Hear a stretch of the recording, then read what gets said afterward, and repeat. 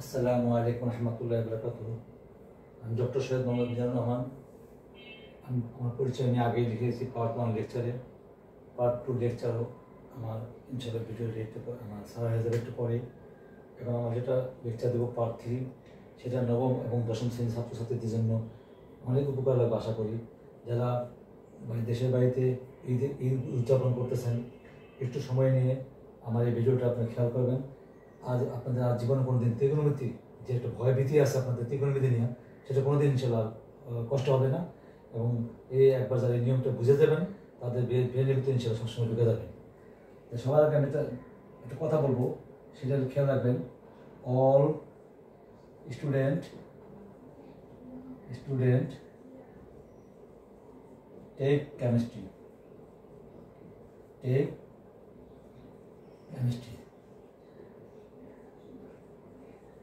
একটা বাক্য রয়েছে কি দেখেন তো, অল স্টুডেন্ট টেক কেমিস্ট্রি। প্রত্যেক ছাত্রের কেমিস্ট্রির প্রতি যত্ন নেওয়া উচিত। এখন আমরা বলতে পারেন, স্যার আপনি তো অঙ্ক পড়াইতেছেন, আমার কেমিস্ট্রি কেন পড়াইতেছেন? না, আমি কেমিস্ট্রি পড়াবো না। আমি আপনাদের এই 4টা বাক্য দিয়ে এমন একটা জিনিস শিখিয়ে দেবো যেটা আপনাদের আজীবন কাজে লাগবে। যেমন আপনার প্রত্যেকে যেটা সবচেয়ে বেশি ভুল করি, ত্রিকোণমিতি কোণ নির্ণয় করতে গিয়ে।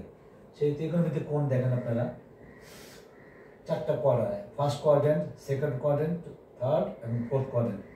এই বাংলায় প্রথম চতুর্ভাগ, দ্বিতীয় চতুর্ভাগ, এটা বলা হয় প্রথম চতুর্ভাগ। এটা বলা হয় দ্বিতীয় চতুর্ভাগ। এটাকে বলা হয় তৃতীয় চতুর্ভাগ।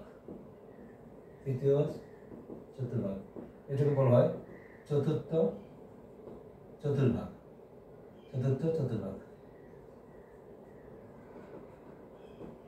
ত্রিকোণমিতিক কোণগুলো সবসময় বাম দিক থেকে যাত্রা শুরু করে। এই পর্যন্ত হলো 90 ডিগ্রি, এই পর্যন্ত হলো 180 ডিগ্রি, এই পর্যন্ত হলো 270 ডিগ্রি, এই পর্যন্ত 360 ডিগ্রি। এভাবে বাম দিক দিয়ে করে আমি যেহেতু লিখছি অল, তার মানে প্রথম ঘরটা হলো অল। তারপর লিখছি স্টুডেন্ট, এটা হলো স্টুডেন্ট। তৃতীয় ঘরটা আমরা লিখছি লাস্ট আছে টেক, TAN, 10 থিটা আর কি। আচ্ছা, এটা পরবর্তী সময় অল স্টুডেন্ট টেক কেমিস্ট্রি, এটা হলো টেক, এই ঘরে পড়ছে টেক। এটা হলো প্রথম কেমিস্ট্রি, তাহলে লিখলাম কেমিস্ট্রি। এই বাক্যটা যদি খেয়াল রাখেন, আপনার আজীবন মুখস্থ রাখেন, তাহলে আপনার নিচের কোনোদিন ত্রিকোণমিতিতে কোনো ক্ষেত্রে আর কোনোদিন ভুল করবেন না আপনারা। এখন আমি দেখাইতেছি, অল মানে হলো অল পজিটিভ। প্রত্যেকের বাসায় একটা মেহমানের ঘর থাকে, যে ঘরটাতে সবাই প্রবেশ করতে পারে, কোনো বাধা দেয় না। ঈদের দিন আপনি দেখেন, যে কোনো মেহমান আসলে চা দেন, মিষ্টি দেন, সেমাই দেন, বিস্কুট দেন, যাই দেন খেতে দেন। অর্থাৎ মেহমানের ঘরে মোটামুটি সবাই আসতে পারে। কিন্তু অন্য একটা ঘরে প্রবেশ করতে গেলে কিন্তু অনুমতি নেওয়া লাগবে। সেটা কিরকম? যেমন প্রথম অক্ষর আছে এস, স্টুডেন্ট, এই জন্য এই ঘরটা হলো সাইন থিটা আর কসেক থিটা, এই দুটো হলো পজিটিভ। প্রত্যেকের স্বাধীন ঘর থাকে একটা বসবাস করার জন্য। সাইন থিটা আর কোসেক থিটা, এদের স্বাধীন ঘর হলো দ্বিতীয় কোয়াড্রেন্ট। খেয়াল রাখবেন, সাইন থিটা আর কোসেক থিটা। সাইনের উল্টা হলো কোসেক থিটা। এই যে সাইনের সাথে কোসেক থিটার সম্পর্ক, এই দুটো হলো দ্বিতীয় কোয়াড্রেন্ট। অল স্টুডেন্ট, এটা হচ্ছে টেক মানে প্রথম ঘর 10 থিটা, প্রথম ঘর টি আছে, সেই জন্য আমরা এটা কি লিখবো 10 থিটা, আর এটা উল্টা হলো কট থিটা। এই দুটা ঘর হলো এই দুটা পজিটিভ।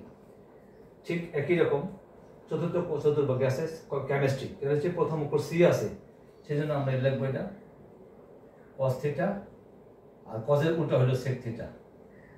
এই দুটো হলো পজিটিভ। তাহলে আপনারা দেখতে পারেন যে মোট যত প্রকার অঙ্ক আছে, এই 6টার নাম দিয়ে অঙ্ক চলে সারা বিশ্বে। সাইন থিটা, কোসেক থিটা, সাইনের উল্টা। দ্বিতীয়টা কি? টেন থিটা আর কট থিটা, টেনের উল্টা হলো কট থিটা। তৃতীয় হলো কস আর সেক থিটা। আর প্রত্যেক স্বাধীন ঘর কোনটা, এটা সব সমান রাখবেন। সাইনের জন্য সাইন থিটা, কোসেক থিটা, আর দ্বিতীয়টা টেন আর কট থিটা, চতুর্থটা কজ আর সেক থিটা। ভুল ক্রমে যদি কজ আর সেক থিটা সাইনের ঘরে চলে যায়, তাহলে একটা জরিমানা দিতে হবে, আগেই জানেন। সেই জরিমানা কি -1 হবে, অর্থাৎ এই দুটা যদি এখানে চলে যায়, এটা মাইনাস হবে। একই রকম টেন আর কট যদি ভুল ক্রমে চতুর্থ চতুর্ভাগে চলে যায়, মানটা পড়ে যায় ওই ঘরে চলে যায়, মানে ওই ঘরে মানটা পড়ে যায়, তাহলে মানটা হবে মাইনাস। মনে রাখবেন, এটা হলো তার জরিমানা, মাইনাস মানটা হলো তার জরিমানা। কিন্তু টেন আর কট যদি ভুল ক্রমে প্রথম চলে যায় প্রথম ঘরে, তাহলে আমি আগেই বলছি প্রথম ঘরটা হলো মেহমানের ঘর। মেহমানি ঘরে সবাই ঘরতে যেতে পারে। আগেকার দিনে ডাক বাংলো বলতো গ্রাম এলাকায়, ডাক বাংলোতে সবাই বসতে পারে, যেতে পারে, ঠিক একই রকম এটা ডাক বাংলো মনে করেন। এটার ভিতরে সবাই আসতে পারবে, কজ আর সেকও আসতে পারবে, টেন আর কটও আসতে পারবে, সাইন আর করও আসতে পারবে, যে কোনো মানে এই প্রথম ঘরে পড়লে অল পজিটিভ। এই জিনিসটা আজকে আমরা কনফার্ম হয়ে গেলাম, অল স্টুডেন্ট টেক কেমিস্ট্রি। আশা করি বাক্যটা আপনারা কোনোদিন ভুলবেন না, এবং এবার যদি খেয়াল রাখেন তাহলে কোনো মানও ভুলবেন না। এখন আমি যেটা বলবো আমি sine theta equal two 1/cosec theta. আমি আগেই বলছি এটা একটা উল্টা মান, ঠিক একই রকম। তাহলে cosec থিটা কি হবে বলেন? cosec theta equal two 1/sin theta হবে, ঠিক একই রকম। tan থিটা যদি বলি, বা আগে যদি cos থিটা বলি, cos theta equal two 1/sec theta, ঠিক sec থিটা উল্টা কি হবে বলেন? 1/cos থিটা, ঠিক একই রকম। tan থিটা এটা উল্টাটা কি হবে? 1/cot থিটা, কটের উল্টাটা কি হবে বলেন? 1/tan theta. তাহলে আমার 6টা সূত্র শেখা হয়ে গেল। আপনারা দেখবেন যে আমরা আগে বলি 9, 10, মানে এত সূত্র কিভাবে মুখস্থ রাখে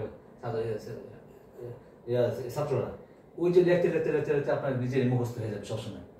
9, 10 তো যে কোনো সূত্র তা তো অল্প বিস্তর সূত্র। ইন্টারে উঠলে মহাসমুদ্র মনে রাখবেন। 9, 10 যা আছে ওখানে সমুদ্রতে গিয়ে পড়বেন, অর্থাৎ নদী থেকে সমুদ্রতে গিয়ে। সেই জন্য সূর্য কখনোই আপনারা কাল্পন্য করবেন না শিখতে, এবং এটা প্রতিদিন রাত্রে একটা প্র্যাকটিস রাখবেন, একটা সময় আধা ঘন্টা হোক, 10 মিনিট হোক, 15 মিনিট হোক, 5 মিনিট হোক, সূত্রগুলো একবার হলেও আপনারা ঝালাই করবেন, যা আমি করার সূত্র একবার লিখতে পারি। আচ্ছা, এটা শিখলাম আমরা। আর আরেকটা সূত্র শিখবো আমরা, সাইন অফ মাইনাস থিটা। সব সময় রাখবেন মাইনাস সাইন থিটা, অর্থাৎ এই মাইনাস মানটা বাইরে, এই মাইনাস মানটা ব্র্যাকেটের ভিতরে থাকলে এটা বাইরে চলে যাবে। তাহলে এটার বিপরীতটা কি বলেন? Cosec minus theta. এটাও কি হবে? Minus cosec theta. ঠিক একই রকম সাইন গেল, কোসেক গেল। এখন আমরা আসি টেন লিখি, টেন অফ মাইনাস থিটা, এটা হবে মাইনাস টেন থিটা। ঠিক একই রকম কট লিখলাম, কট অফ মাইনাস থিটা, এটা হবে মাইনাস কট থিটা। মজার ব্যাপার হলো সাইন, কস, টেন এগুলো যা আছে সবগুলা, কোসেক সবগুলো মাইনাস হলো, কিন্তু দেখেন কজ অফ মাইনাস থিটা এটা হয়ে যাবে কস থিটা। আর তাহলে কজের উল্টা হলো sec, sec of minus theta এগুলো কি হয়ে গেলো? Sec theta. তাহলে আমরা কি করলাম? এই 6টা মান সবসময় খেয়াল রাখবো, মধ্যে 4টা মাইনাসে আর 2টা প্লাস হয়ে যায়। এটার ভিতরে ব্র্যাকেটে মাইনাস চিহ্ন আছে, এটার ভিতরে ব্র্যাকেটে মাইনাস চিহ্ন আছে, কিন্তু দেখেন এটা ফলাফল, এটা প্লাস, এটা প্লাস, অর্থাৎ কজ আর সেক প্লাস, বাকি 4টা কি থাকবো? মাইনাস। আমরা যদি খেয়াল রাখি যে সাইন, সাইনের উল্টা কসেক, টেনের উল্টা কটের, অর্থাৎ এই দুটা ঘরের যে ব্র্যাকেটে যে মাইনাস চিহ্ন থাকলে আমার ফলাফলও মাইনাস চিহ্ন থাকবে, ফলাফলও মাইনাস চিহ্ন থাকবে। আর কিন্তু কজ আর সেক পজিটিভ, এটা সবসময় খেয়াল রাখবেন। কজ আর minus theta equal to cos theta, sec of minus theta equal to sec theta. কখনো কোনো ব্র্যাকেটে এরকম মাইনাস মান দেওয়া থাকতে পারে, সেই জন্য মাইনাস চিহ্নটা আমরা আগে উঠে নেবেন, তাহলে অঙ্ক করতে আপনাদের সুবিধা হবে। তাহলে এটা এগুলো একটা জিনিস। আর একটা জিনিস শেখাবো আপনাদের, এই ঘরটা সবসময় খেয়াল রাখবেন। আমি কি বলছি? All student take chemistry.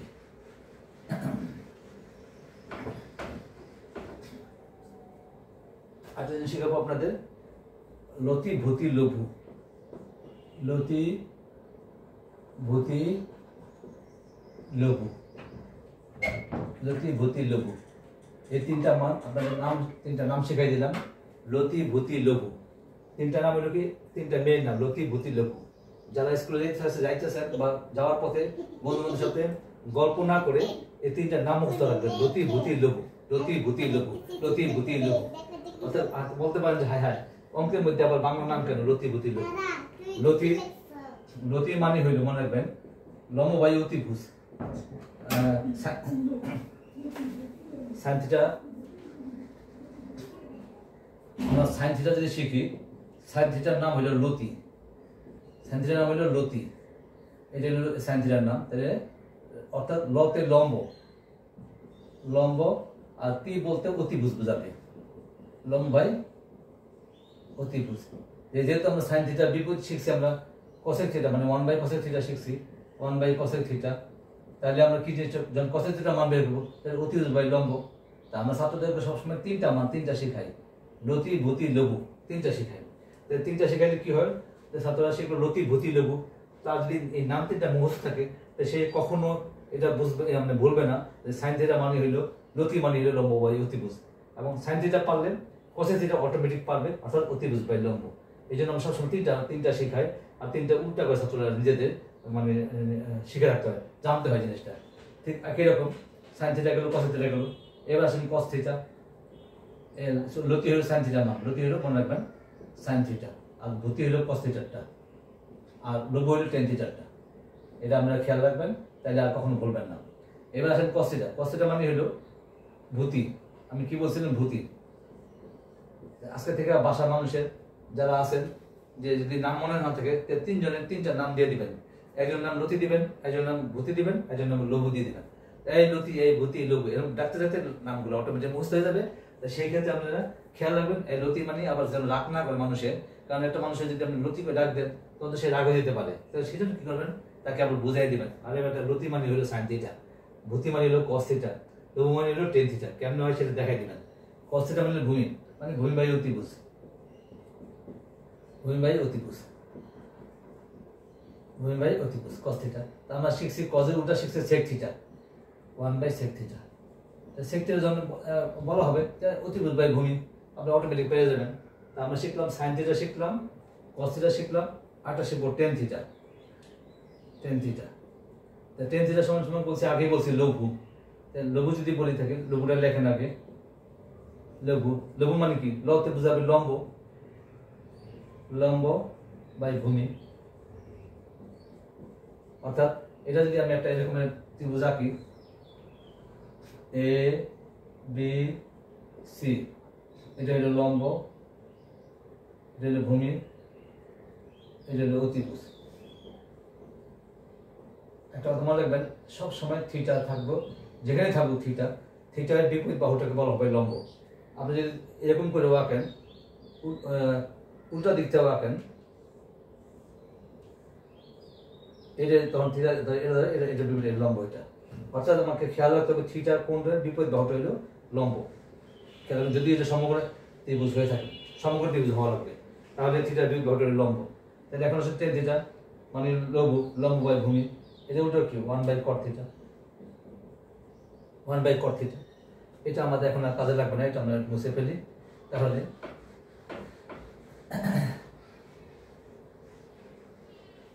জিনিসটা শিখতে পারলাম, অল স্টুডেন্ট টেক কেমিস্ট্রি, মূল দেয় জিনিসটা। আর sine theta, cos theta, tan theta, তিনটা নাম শিখতে পারলাম, লতি, ভূতি, লঘু।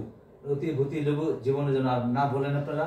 এই জন্য বাসায় মধ্যে তিনটা বোন থাকলে তিনটা নাম দিয়ে দেন, লতি, ভূতি, লঘু। তিনটা বান্ধবী থাকলে তিনটা বান্ধবীর নাম দিয়ে দেন, লতি, ভূতি, লঘু।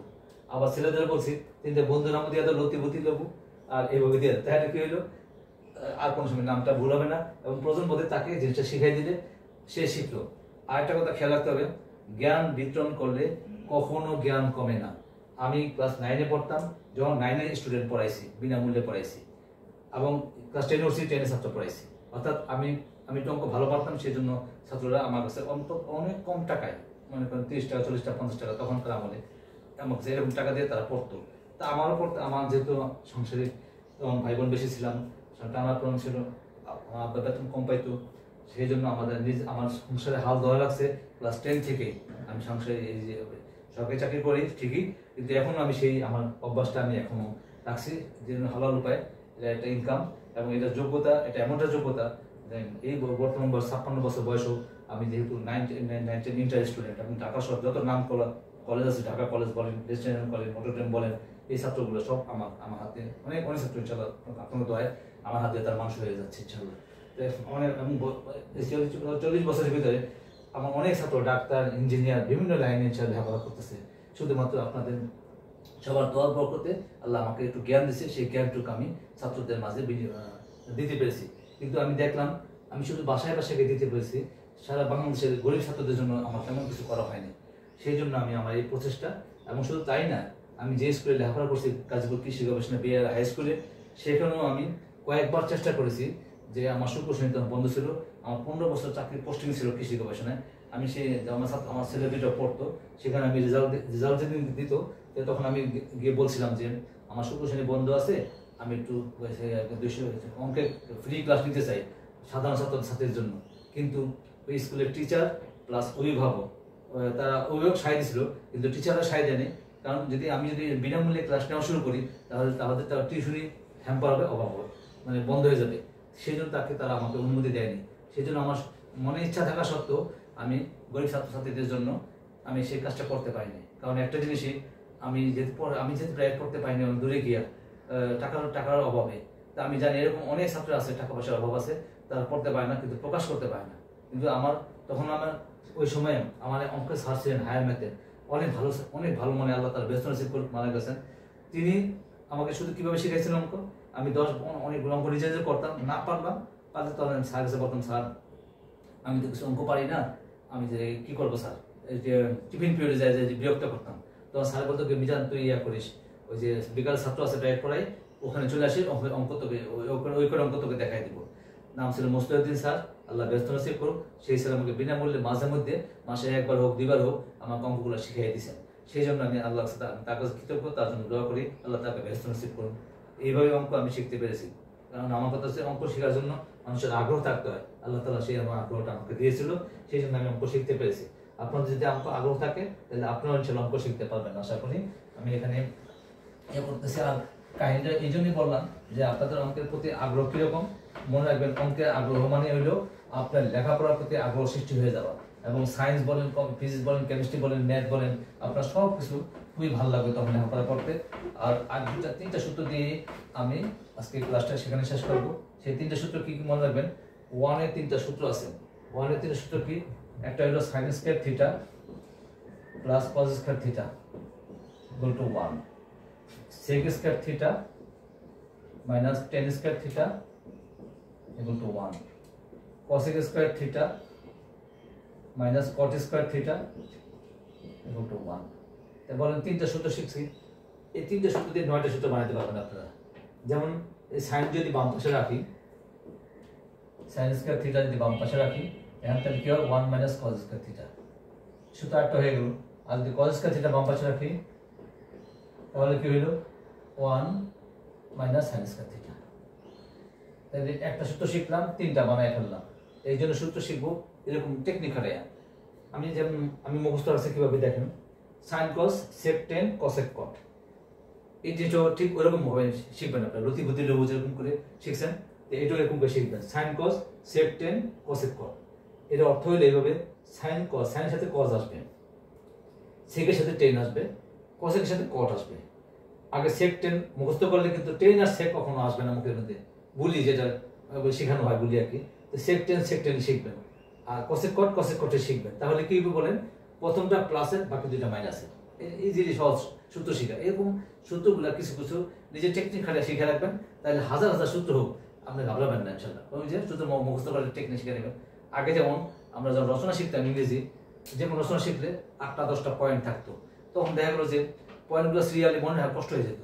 তখন আমরা ওই যে ইন্ট্রোডাকশনে আই, তারপরে মনে করেন ওই যে একটা গুরুত্ব আসলে ইম্পর্টেন্স, এরকম আই, প্রথম অক্ষরগুলো কি করতাম? আমরা সিরিয়াল করতাম, সিরিয়াল করে ওই সিরিয়ালটা মুখস্থ রাখতাম।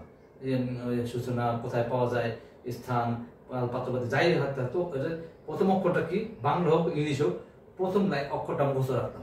তাহলে কি হবে? রচনাটা যদি আমি ভুলেও যান, প্রথম অক্ষরটা যদি থাকে, আমার মনে থাকে, তো ইন্ট্রোডাকশন ভূমিকা, তার মানে ইন্ট্রোডাকশন কিছু বলতে হবে, স্থান কাল কোথায় পাওয়া যায় না পাওয়া যায়, ওই জিনিসটা এরকম আর কি। প্রথম অক্ষর যদি আপনি খেয়াল রাখেন, তাহলে রচনা বলেন ইংলিশ বলেন সেটাই হোক, কিছু না কিছু লেখা যায়, ভাষা দিয়ে হোক ইয়া হোক, তাহলে ওই প্রশ্নটা একদম ছেড়ে আসা লাগে না, আমরা কিছু না কিছু আমরা অ্যান্সার করতে পারবো। তাই এই জন্য শিখলাম। ঠিক একই রকম এটা যদি আমরা 3টা বানাতে পারছি, এটাও দিয়ে আমরা 3টা বানাতে পারবো। যেমন একটা আমরা যদি লিখি sec স্কয়ার থিটা বাম পাশে রাখি, তাহলে কি হয়? 1 প্লাস tan স্কয়ার থিটা। ঠিক একই রকম আরেকটা যদি লিখি আমরা sec স্কয়ার থিটা মাইনাস 1 যদি লিখি, তাইলেও লেখা যায় tan স্কয়ার থিটা। এইভাবে এটা দিয়েও 3টা বানানো যায়, 1টা 2টা 3টা, এটা দিয়েও 1টা 2টা 3টা। তার মানে 3টা শিখতেছি, আমার 9টা সূত্র অটোমেটিক মুখস্থ হয়ে যাচ্ছে। cosecটা দিয়েও একই রকম, cosecটা যদি বাম পাশে রাখি, তাহলে কি হয় দেখেন, theta equal two 1 plus cot square theta. ঠিক একই রকম আমরা যদি cosec square theta minus 1 equal to cot square theta, বা cot square theta equal two minus 1, এটা দিয়ে আমার 3টা বানানো যায়। এইভাবে যদি আমরা শিখি, তো সূত্রগুলো মুখস্থ হওয়া আমাদের জন্য তেমন কোনো কষ্ট না, এবং আমরা নিজেরা ইনশাআল্লাহ আশা করি ধীরে ধীরে অঙ্কে ভালো হতে পারবো। যারা আমাদের গরিব ছাত্র ভাইরা বোনরা আছেন, অঙ্ক প্যাক করতে পারেন না, তারা দয়া করে অনুগ্রহ করে আমার ভিডিওগুলো ইনশাআল্লাহ খেয়াল করে শুনবেন। আমি 7 থেকে 10 পর্যন্ত, এবং এটা ইন্টারমিডিয়েট ভাইদের জন্য, এবং এই সূত্রগুলো অনেক কার্যকরী সূত্র মনে রাখার জন্য। আমি এই বলে আজকে থেকে আমি আজকের ক্লাসটা আমি এখানে ক্লোজ করলাম। এরপরে নেক্সট পার্ট 4 আমি চেষ্টা করবো ঈদের আগে দেওয়ার জন্য, মানে আমার অফিস শুরু হওয়ার আগেই চেষ্টা করব। তারপরে শুক্র শনিবার আমি ইনশাল্লাহ আমার লেকচারগুলো দিব। প্রতিদিন আমি সময় পাবো না, যেহেতু আমি সরকারি গভর্নমেন্ট চাকরি করি, এবং এটা আমার একটা অপশনাল ডিউটি। আমার ছাত্র জীবন থেকে আমি এই জিনিসটা ধরে রেখেছি আপনাদের দোয়ায়, যার জন্য আল্লাহ তাআলা হালাল উপায়ে বেশ কিছু টাকা ইনকাম দেয়। এটা দিয়ে আমার পরিজন আমার ভালোভাবে চালায়। সেই জন্য সবার সহযোগিতা কামনা করে আজকে আমি আমার বক্তব্য এখানে শেষ করছি। আসসালামু আলাইকুম ওয়া রাহমাতুল্লাহি ওয়া বারাকাতুহু। আপনারা সবাই ভালো থাকেন। ধন্যবাদ সবাইকে।